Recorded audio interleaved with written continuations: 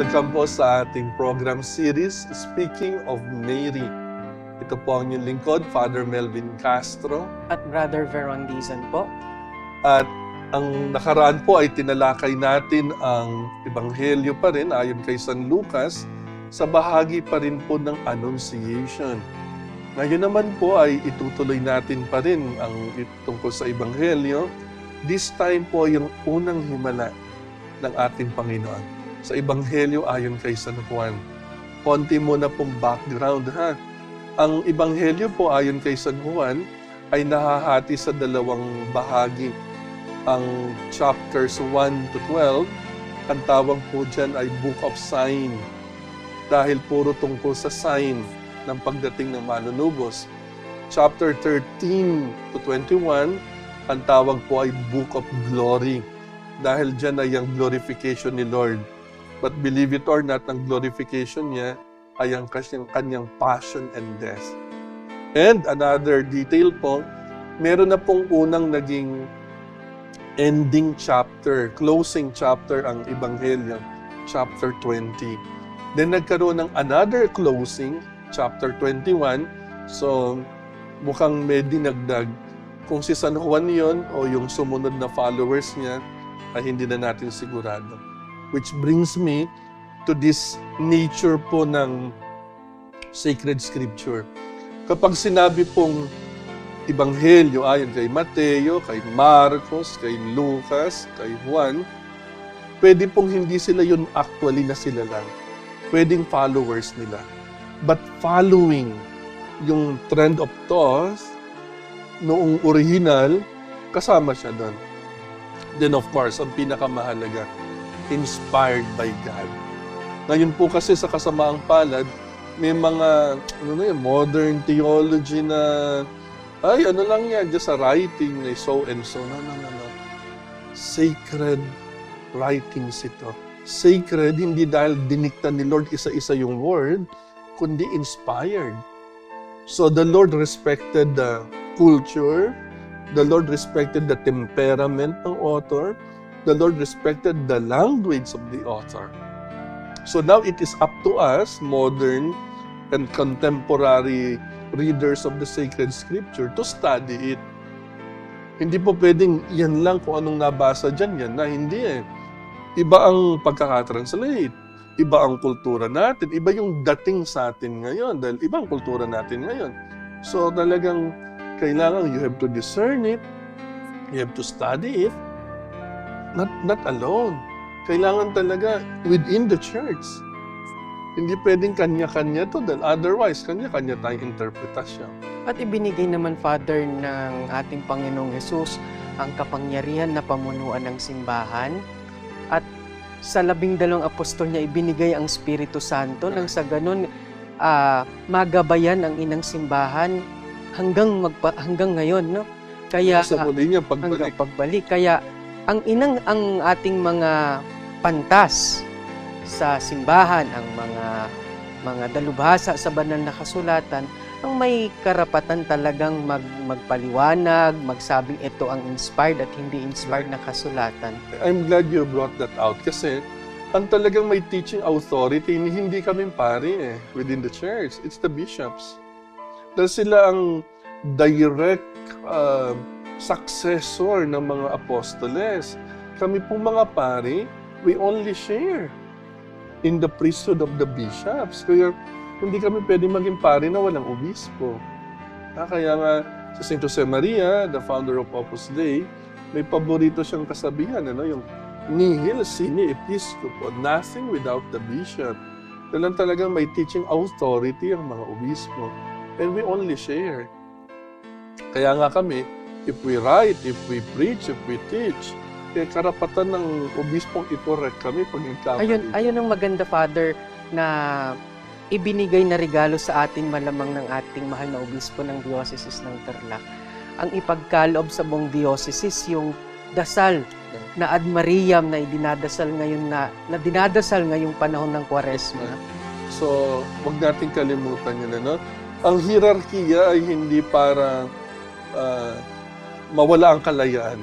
Andun yun. Any human organization will always have a hierarchy and a set of law. Kaya may canon law din ang simbahan. Then tayo, more than that natural tendency, by the design of Christ, He chose to lead the church. Iba-ibang temperament, iba-ibang training, iba-ibang ugali, pero yun ang ginawa ng Panginoon. Now, in the case of the gospel, ganun din. Ano? Sabi natin last time, si San Lucas is already a portrait of Our Lady. Sabi naman nila ngayon sa St. John, hindi nilagpasampa si St. Luke. We now have an image. Parang we now have a sculpture of Our Lady, yung Pieta. Kasi kung merong annunciation na wala sa ibang ebanghelyo, wala din kay San Juan, pero this time very intimate. This time, we will come to know sino yung woman. Kaya po, tanawin natin, lalo na itong tatalakayin natin ngayon, nung sinabi ng Panginoon sa mahal na birhen, ay, babae, anong kinalaman natin dyan sa pagkakulang ng wine? Hindi yun to look down on Mary simply as woman. Bakit hindi mother? Kasi nga, in the theology of St. John,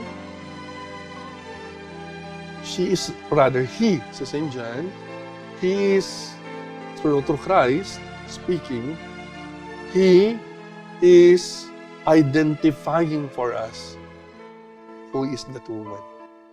So pakinggan po natin ang Ebanghelyo ayon kay San Juan, Kabanata 2 ng Ebanghelyo. And the third day, there was a marriage in Cana of Galilee, and the mother of Jesus was there. And Jesus also was invited, and his disciples to the marriage.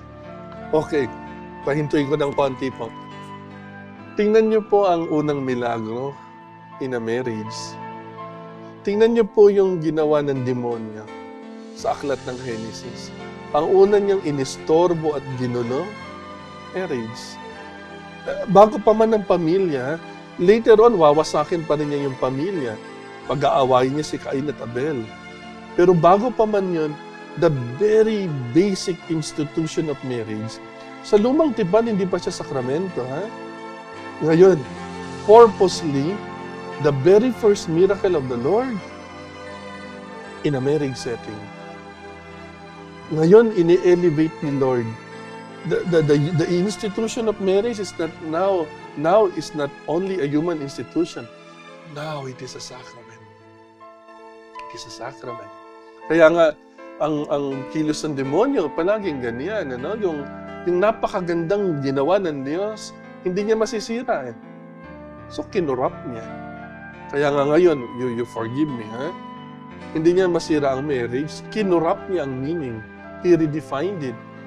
The original meaning is, it is a marriage between Adam and Eve, a man and a woman. Pero ngayon, same-sex marriage. Sa ibang culture nga, sa US, pwede ka makipagkasal, 3 kayo. Di ba parang, wow ha? Yan ang trabaho ng demonyo. Hindi niya masira, he will corrupt it. And di ba kaya nga sa Latin may kasabihang, corruptio optimi pessima. The corruption of the best is the worst. Father, hindi ko alam, ay pagpaumanhin po ako. Pagpaumanhin niyo sa mga giliw nating tagapanood sa ating ibang linya sa simbahan. Doon sa unang linya ng kwento ng kasalan sa Cana, on the third day, at yung kasalan. Ang kasalan po ay pag-iisang dibdib ng dalawang magsing-ibig. Binalik ng Diyos, pinag-isa uli ng Diyos ang ugnayan ng tao na isa katuparan yun on the third day. Yun yung muling pagkabuhay ni Kristo. Dito nagka-problema. Doon sa isang on the third day, may kasalan sa Cana, nagka-problema ng alak. Pero on the third day, ibinalik ni Kristo sa pamamagitan ng pagbibigay ng himala yung buhay na meron dapat sa isang pagsasama. Right. Ang wine ay simbolo ng joy. So, in effect, when Our Lady said they have no more wine, parang sinasabi rin ni Mother Mary, Son, they have no more joy. Hindi na sila masayang nagsasama. di na sila, wala nang saya sa kanilang buhay, pamilya, and the Lord would intervene. The Lord intervened because Our Lady intervened. She saw that. No one asked her, but she saw that. That sensitivity of a mother. Ha? Kaya hindi makahindi ang Panginoon dahil ang humingi ay disinterested. Wala silang kinalaman. Kaya nga hindi masama yung sinabi ng Panginoon. Iba-ibang version. Ano? May ibang version na sabi, "Woman, what is it to me?" Yung isa, yung atin is, ang version natin is, "Woman, what is it to you and me?" Anong kinalaman nating dalawa dyan? Hindi initsipwera ni Lord ang mahal na Birhen.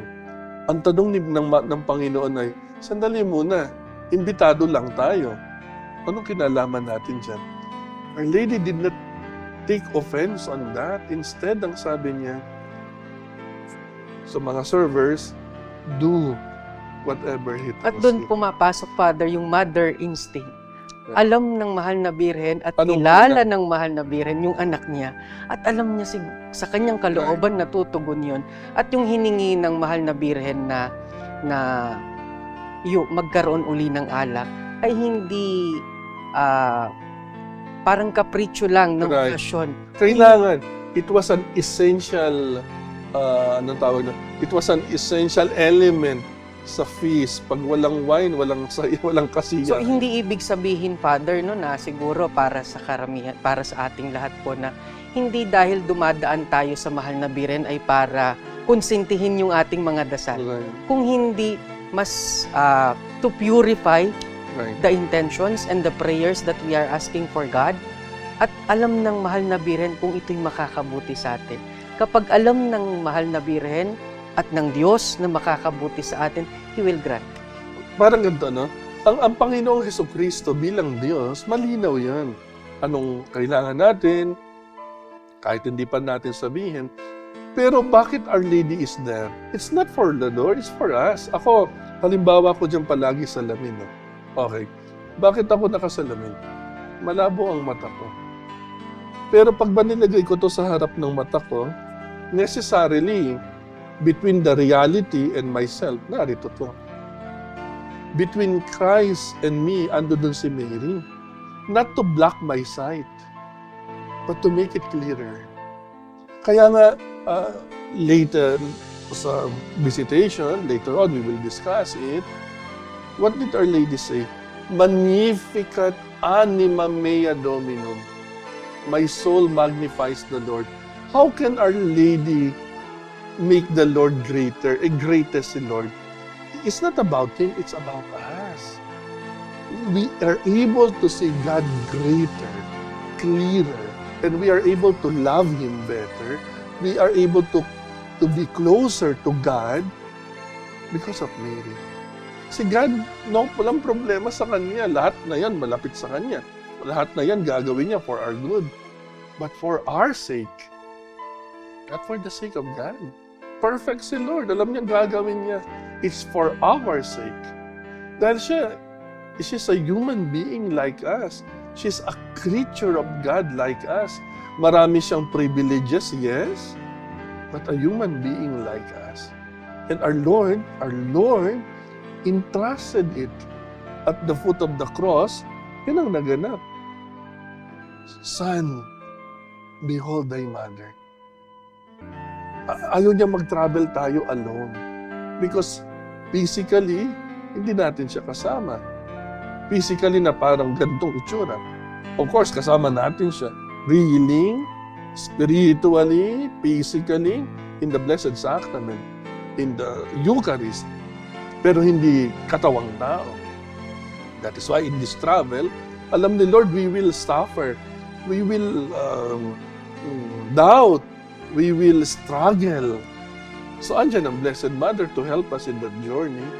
Kasi alam niya, Our Lady, wala siyang beatific vision sa lupa pa lang. She also gave it in heaven. So, ganun din tayo. Mangangapa tayo sa lupa. Ang Diyos, si Kristo bilang tao at bilang Diyos, hindi niya kailangan ng pananampalataya. Siya yung Diyos. Si Mary, kailangan niya ang pananampalataya. And who will be in the best position to help us in this journey of faith? A woman of faith, like her. Like her. So, ito ngayon na nangyari. Our Lady who served, they have no more wine. So, ito yung enigmatic na sagot ni Lord sa kanya. Nung sinabi ni Mama Mary sa anak niya, Son, they have no more wine. Ito yung sanagot ni Lord. His mother said to the waiters, "Whatsoever he tells you to do, do ye." Now there were set 6 water pots of stone, according to the manner of the purifying of the Jews, containing 2 or 3 measures apiece. Jesus said to them, "Fill the water pots with water." Okay.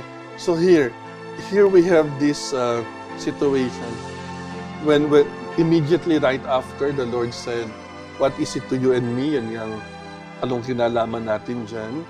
Then dinagdag niya yung, "My hour has not yet come." Ano yan? Again, babalikan ko yung sinabi ko sa start of this particular episode. Itong chapters 1 to 12, Book of Signs. Book yan ng mga chapters yan, na puro tungkol sa mga signs and wonders that Christ would do to prove that He is the Messiah. At ito yun, the very first miracle, the very first sign that He did. So talagang iyan ang Book of Signs. Now, when He said, "My hour has not yet come," the Lord will of course do the miracle, but a matter of time. But no question, He would make the miracle. So what did Our Lady do? Ito, gustong-gusto ko to. My own interpretation to. Ha? Dito niya ginampanan ng pagiging mediatrix. Beyond the so-called apparitions, ha? Ito yung role niya as the mediatrix to Christ. She intervened. She mediated for us. Huh?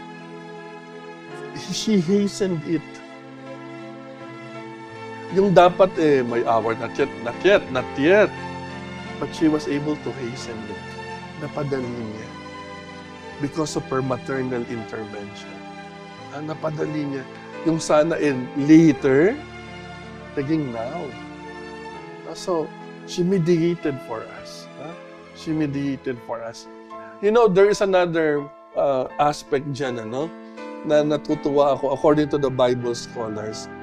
Na yung part later will be inutos na ni Lord na magkuha kayo ng tubig, and then inutos niya, sumalok kayo dyan. And wine na. But according to some Bible scholars and Mariologists, yung salok na yun, hindi yung salok na nandiyan sa tapayan. Doon pa lang sa well, nung sumasalok sila papuntang tapayan, they were already wine. So nung dinala nila yung tapayan, wine na sila. According to, bakit may ganong detalye? Parang kailangan ba yung detalye na special? Yes. The point there is kung tama yung interpretation, na doon pa lang sa balon, nung sinalok nila, hindi wine yung buong balon, ha? Nung sinalok nila at inilagay sa tapayan, wine na doon pa lang, ang ganda ng gesture. The Lord performs the miracle at the root. Hindi siya mababaw na miracle worker. Ay, masakit ang ngipin ko. Tanggalin natin ang tooth decay. No? Hindi ganun magmilagro ang Diyos. At the root. Sa ugat. Sa ugat. Kaya nga, huwag nating masamain yung salitang radical. Radical. Coming from the Latin word radix. Radicis, which means ugat. At the root. Ganyan ang Diyos, radical. Hindi yung radical na aktivista, ha? At the root. Ang isosolve ni Lord, hindi yung mababaw na kung ano-ano lang. The root problem. Kaya Father, kung babalikan natin yung mga nakarang episode, yung ating unang episode, tinanong niya si Adan, bakit mo ginawa? Pinasa niya kay kay Eva ang kasalanan, nagsiyasat muli ang Diyos. Pinasa ni Eva sa serpiente. At doon niya ginawa doon niya sinumpa ang demonyo yung ahas, nagagapang na ganito ang mangyayari. Kapag may nire-resolve ng problema ang Diyos, hindi sa isang anggulo, sa pinakaugat. The root. At doon sa pinakaugat din, ibibigay niya ang solusyon. Nagkasala si Eva, kanino niya ibinigay ang kaligtasan? Sa pamamagitan ng mahal na Birhen. Right. No? Kaya, the same elements, perennial yung elements na yan. The woman, her child, the serpent. Palagi may atribida dyan. Ano? Common yan palagi. At the foot of the cross, the woman, her son, wala yung demonyo kasi natalo eh. Then at the final book of the sacred scripture, the Revelations, the woman, her child, and the dragon. Pero ang sabi ni St. John, the dragon is the same ancient serpent. So siya rin yan. Palaging andyan yan.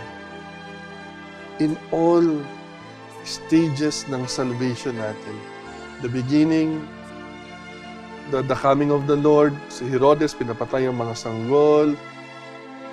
At the foot of the cross, until the apocalypse, the woman, her child, her seed, her fruit, and the serpent.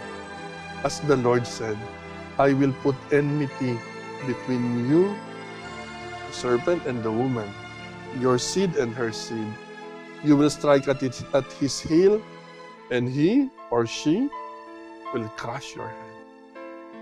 At here, no? Sa first miracle na ito, the Lord intervened, no? In the marriage feast. You know, bilang pare, pag may kasal, paborito kong mas mahaba lang, ang ginagamit kong nuptial blessing, yung mahaba. Kasi ang ganda ng pagkakalagay doon. O Lord, we thank you for the gift of marriage. The one human institution that was not destroyed by original sin nor washed away by the flood. Andyan siya. Pero nga, as I said, ang demonyo napaka-wais, mautak. He could not destroy marriage. He redefined it. He corrupted the meaning. Kaya ito tayo ngayon. He corrupts it. Kaya nga, not surprising, while St. John Paul II, no, when he was the Pope, he created the Pontifical Institute on Family and Life, named John Paul II Institute on Life and Family. Yung una niyang inassign na kardinal, he wrote a letter to the last living visionary of Fatima then, kasi she died February 13, 2005, the same year that John Paul II died. So years before that, while she was still alive, this cardinal wrote a letter asking Sister Lucia of Fatima to pray for that new institute, John Paul II Institute on Marriage and Family. She wrote back. Then she said, it was published in letter, part ng letter. She said, the final battle between the Lord and Satan will be the battle to defend family and marriage. It will be the final battle. And we are here now. Huwag nating isipin na ang divorce ay isip lang ng tao. Hindi eh. Andyan ang presence ng evil one trying to influence ang mankind. Na maghiwalay. May problema, maghiwalay. Baliktad ang plano ng Diyos ay may kulang, as we noted. They have no more joy. They have no more love. Let Our Lady intervene. And the Lord will make that miracle. Ano man yung nagkukulang sa marriage na yan.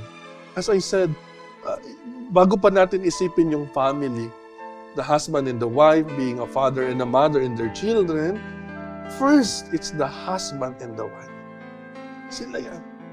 Sila yan. And then from there, uusbong ang pamilya. Kaya nga the church does not believe in divorce. Meron tayong annulment.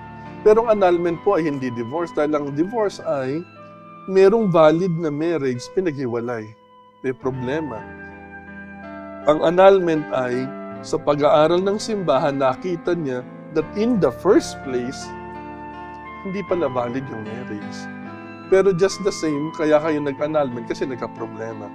So yung problema, hindi problema. Talaga may problema. Pero, hindi ganun ang solusyon ng simbahan. Ay, maghiwalay kayo na eh. May problema, hindi talaga masolve. Let's study the matter. Hindi pwedeng in haste. You have to study. Kung may grounds for annulment, then it will be annulled. Kasi walang valid wedding in the first place. Pero hindi agad sabihin ng simbahan, hindi na kami compatible. Oy, hindi ganun ang simbahan. Otherwise, lahat, everybody will say, hindi na kami compatible. Kasi sooner or later, magkakaroon talaga ng differences. Kaya nga, andyan ang sakramento ng marriage. When all things fail, your romantic feelings, etc., you have something to draw out strength from. And that is the sacrament. Kaya nga covenant yan. Yung covenant na yan, yan din ang ginamit ni Lord. That the love of Christ with the church is the love of a bridegroom with his bride. Kaya Mother Church, kaya kaya kami rin. The priests are not married to a single person. We are married to the church, who is a mother. Kaya kami father. Kasi mother si church, no? Pero wala kaming biological children. God willing, So, that's a different matter altogether. But that's why, kailangan. And the beautiful thing, as we have read in this very first miracle of the Lord, marriage, pinuntiryan ng demonyo.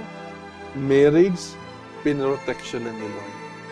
Marriage, naging source ng sin and death. Ngayon, marriage, na may nagkulang ang wine, our Lord filled it up. And doon sa kwento, Father, nung wedding at Cana, ang Panginoon natin perform the miracles because they obey. Right. Kasi ang Yung malinaw, kay Mary, no? ang malinaw sa Do whatever. sa bibig. Oo. Kaya nakagawa ng milagro ang Diyos sapagkat nakipag-cooperate ang tao. And right now, another thing, lest I forget, ang creation sa Genesis ex nihilo, from nothing, salita si Lord. Pero lahat ng miracle sa New Testament, may hiningi siya sa tao. Multiplications of loaves and fish, ano meron kaya? Hindi from nothing. Doon yon sa creation of the universe, ex nihilo, from nothing. Ito rin, what do you have? Water, Lord.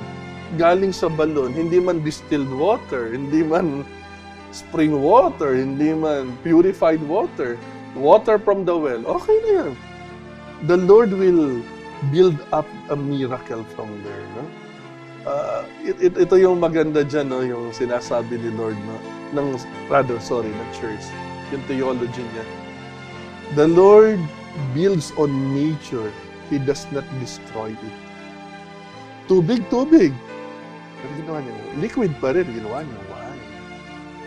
He respects the nature. No? He respects the nature ng yung substance, but of course it changes it. Ganun din, di ba? Later on, we will come to see ang miracle ng Eucharist. What do we have? Unleavened bread and wine. We have to give what we can. The little, the impurified that we are, then He will perform the miracle.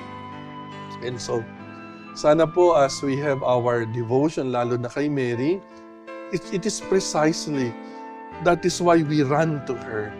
So that we will become in our prayers purified of all impurities, impure intentions, impure desires. Our prayers and our intentions and all our supplications will be purified and will become a pleasing and acceptable prayer to God. Ha? So once again po, we would like to thank you.